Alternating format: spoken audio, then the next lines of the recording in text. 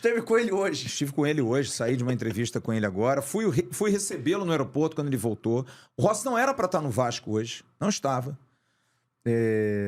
Eu, na época, até me perguntaram: o que você acha do Rossi? Eu fiquei com aquela pulga atrás da orelha.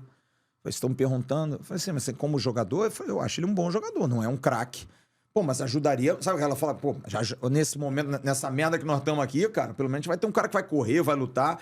E, porra, a torcida adora o cara. A gente vai trazer a torcida pro lado. Não sei se teve alguma influência, mas acabou tendo. O Rossi é um cara inteligente. Que o Rossi não é um grande jogador. É um jogador útil. É um cara que faz o ponto antigo.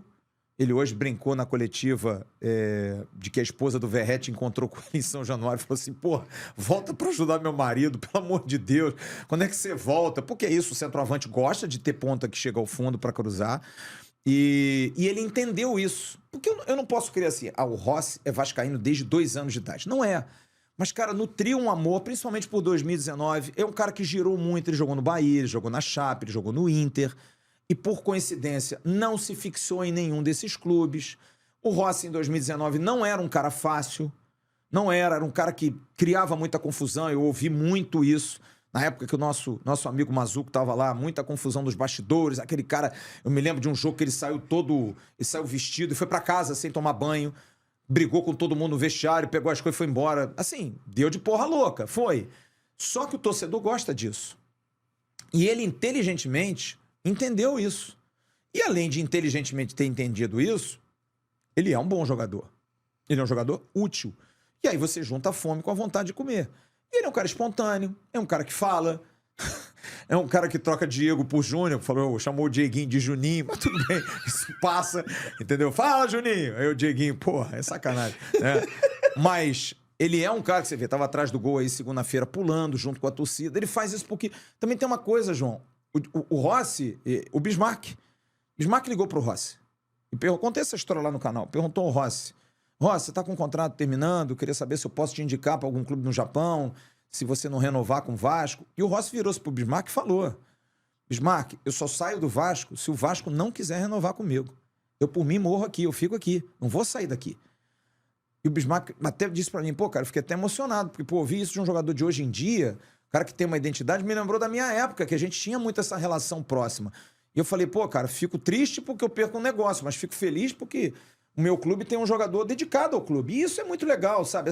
Esse lado old school, apesar de muita gente criticar isso, de que o que é mais antigo não vale. Não, tem muita coisa antiga. A gente tá vendo o nosso treinador, cara, o Ramon Dias.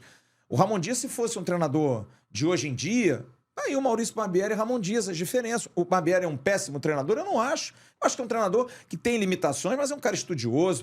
10 entre 11 jogadores do Vasco diziam que o trabalho dele era muito bom. Enfim, todo mundo elogiava.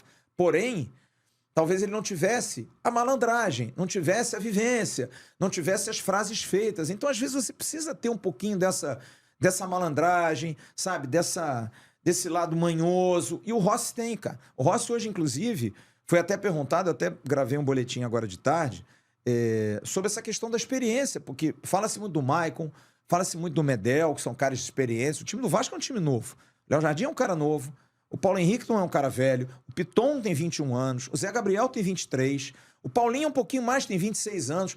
Mas, puta velha mesmo, nós temos o Medel, o Maicon, o Verratti, que é um cara de 30 e blau, 36 ou 35 anos. E o Rossi. O Rossi já tem mais de 32 anos, ou 33, enfim. Já são caras mais experientes que fazem uma diferença. Para acalmar os meninos, sabe? Era o Nenê, cara. Qual a importância do Nenê no Vasco? Eu ia perguntar do vovô. Até porque... Mas antes de perguntar do vovô, vou perguntar de um novinho. Porque ressuscitaram um corte no Twitter, eu sei que você não tem, mas você deve ter visto. Que a torcida do Botafogo foi meio bolada contigo quando se disse que o Orelhano parecia muito o Segovinha. Que era uma questão de realidade. Tava errado? Eu ia perguntar isso agora. Como é que é? O pessoal recortou, na época, bombou de mensagem no telefone. O tempo é o senhor da razão, Flávio Dias? Eu costumo dizer, eu não sou babaca pra falar isso. Porque eu poderia torcer pra dizer depois, viu, eu falei. É isso, cara. Eu acho que são dois jogadores de futuro, talentosos, mas que precisam no futebol de hoje em dia competitivo, em que 2, 3 marcam um, porque hoje, se você não correr, tá aí o Payet, cara. Que é um ótimo jogador, mas que o Vasco ganhou do Botafogo, ninguém lembrou do Payet. O Payet não entrou no jogo. para ganhar o que ele ganha, não entrar em jogo, é preocupante. Então o futebol hoje é competitivo. Se você não tiver minimamente, você vê o Peck, cara. O Peck era um menino que no início todo mundo reclamava e continua reclamando um pouco mais das decisões, mas porque ele no 1 contra 1 não dava. Hoje o Peck melhorou muito nisso, cara. O Peck ganhou corpo, o Peck tá fazendo um trabalho físico muito bom, é um cara que nitidamente, né? Tudo bem, tá mais homenzinho, tá com 22 ou 23 anos, mas você não pode hoje jogar sendo um filezinho de borboleta, cara. Ainda mais na posição que esses caras jogam, João. Porque pra mim o Herediano não é ponta, eu já falei isso.